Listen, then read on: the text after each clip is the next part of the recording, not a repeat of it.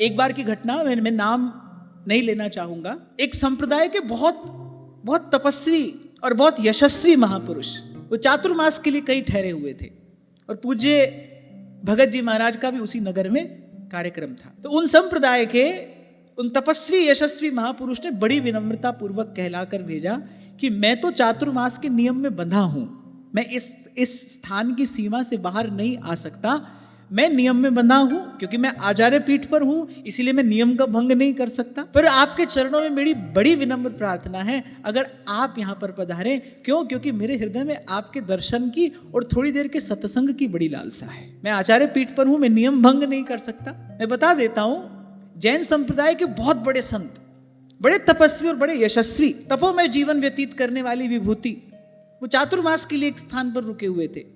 तो उनका ऐसा नियम था कि उनको स्थान से बाहर नहीं जाना था और पूज्य भगत जी महाराज का वहीं उसी नगर में कार्यक्रम था। तो उन्होंने कहा कि मैं तो नहीं आ सकता, मैं अपने आचार्यों की मर्यादा से बंधा हूं, लेकिन साथ ही साथ आपके थोड़ी देर के सत्संग की मेरे हृदय में बड़ी लालसा है, तो यदि आप कृपा करके आ जाए तो। और पूज्य भगत जी महाराज पधारे, इतने सुलभ।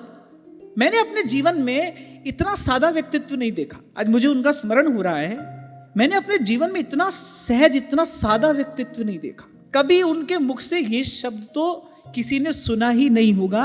मैंने, बहुत बरस तो मुझे भी पास में रहने का अवसर मिला, मैंने ये शब्द तो कभी किसी ने उनके मुख से सुना ही नहीं होगा। प्रत्येक बात के उत्तर में बस यही कहा करते थे, गुरु महाराज की कृपा है, उन्होंने मुझे स्वीकार किया, उन्होंने मुझे सामर्थ्य दी, उन्होंने मुझे सेवा के योग्य बनाया। ये जो है आपके सामने, गुरु महाराज की कृपा है। और एक बार की बात मैं आपको बताऊं, शायद नवरात्र के दिनों में पंजाब में बहुत बड़ा रामायण यज्ञ होता है, हजारों की संख्या में लोग वहां पर बैठे थे, उनका हृदय अभिभूत हो आया।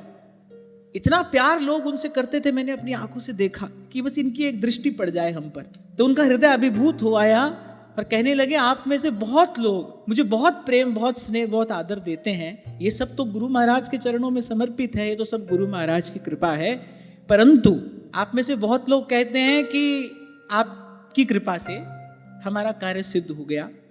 तो बोले, अगर किसी का कार्य सिद्ध हुआ वो तो मेरे गुरु महाराज की कृपा से हुआ, पर अगर किसी का कार्य नहीं सिद्ध हुआ तो उसमें अवश्य मेरी कोई गलती रही होगी, मेरा कोई दोष रहा होगा, मेरा कोई अभाव रहा होगा। और इस महापुरुष के जीवन व्रत के रूप में मैंने अगर कोई एक बात देखी, तो परोपकार, सदा सर्वदा परोपकार में तत्पर, तैयार, गुरु सेवा में समर्पित जीवन, जीवन के अंतिम श्वास तक इस जीवन व्रत का उन्होंने निर्वाह किया।